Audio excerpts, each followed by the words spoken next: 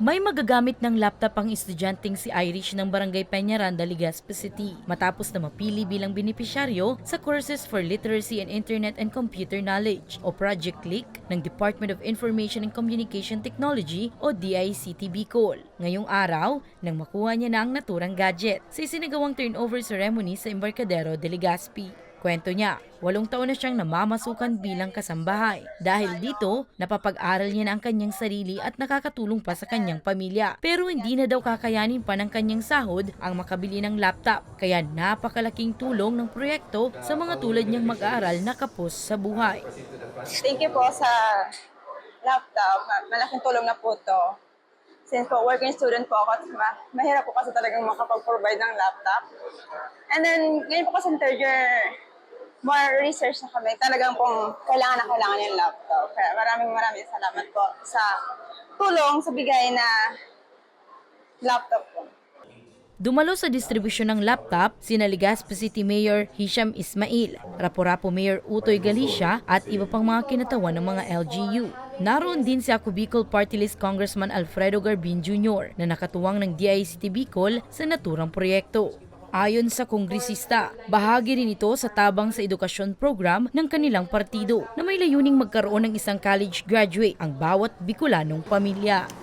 Ang pag-eskwela, bako lang tuition fees, bako lang libro. We need tools to compete in this digital age. And that's why katabang ta at Department of Information and Communication Technology. Sa kunyan na daw, maswerte ka mong 75 na mga ka-estudiantehan na makaka-receive kayo ng laptops na ini. May you use this tool, this laptop, in furtherance of your education. Sana tabi day masayang. Sana day lang magamit sa ML. Sana day lang magamit sa computer games.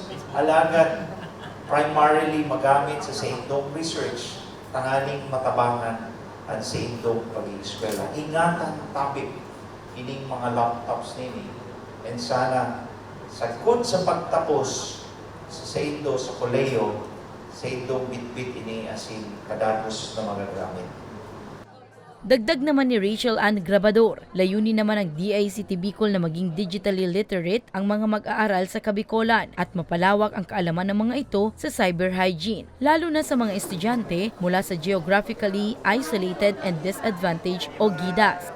Kami po sa DICT ay very thankful po sa support ng ating mga leaders, especially kasama na po si Kong Garbin dyan ng Ako Bicol kasi kasama po natin sila, kasama yung mga mayors pag-identify ng mga beneficiaries.